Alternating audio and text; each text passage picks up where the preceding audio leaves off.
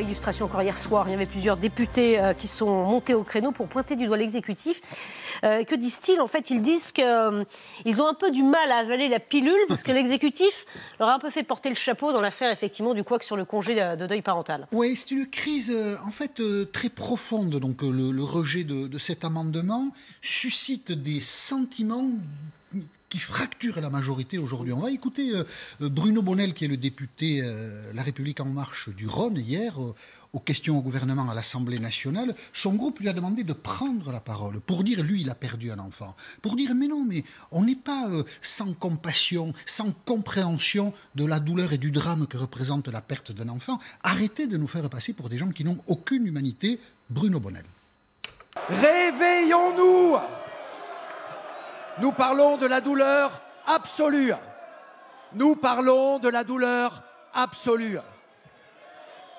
Perdre un enfant, c'est perdre son avenir, sa projection personnelle dans l'éternité. On met du temps à l'accepter, pas 5, pas 12 jours, toute une vie.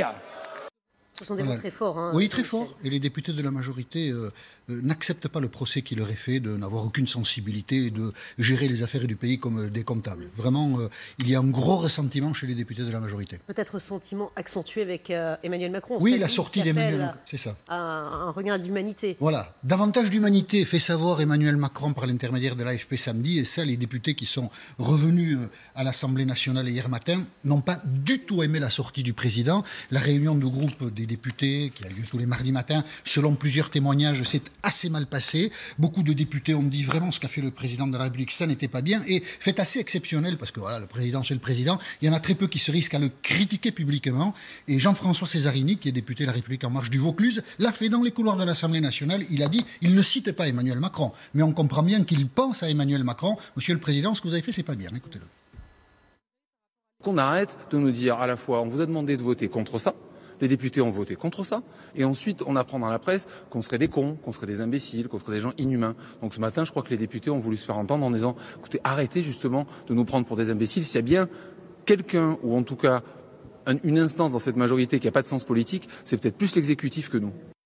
Voilà, oui, c'est assez rare d'entendre des mots comme ça. Donc, c'est une crise durable parce qu'elle brise la confiance entre les gens qui dirigent la majorité, le président vis-à-vis des députés. Les députés ont beaucoup de ressentiment aujourd'hui vis-à-vis d'Emmanuel Macron et de ses sorties. Le Premier ministre qui n'a pas dirigé sa majorité comme il l'aurait dû. Plusieurs réunions avaient eu lieu à Matignon concernant cet amendement, cette demande d'une partie de l'opposition d'augmenter les droits de congé pour les parents qui ont perdu un enfant. Et visiblement, à Matignon, au jour J, on n'était pas présent. Emmanuel Macron avait davantage la tête au Havre qu'à l'Assemblée nationale la semaine dernière. Muriel Pénicaud n'a pas senti la portée politique de ce qui se passait. Alors aujourd'hui, tout le monde essaie de dire « Ah, il ne faut pas faire porter le chapeau qu'à Muriel Pénicaud », mais elle a commis une faute politique. Gilles Legendre, le patron des députés de la majorité, était aussi absent dans ce débat. Donc les dégâts sont assez considérables.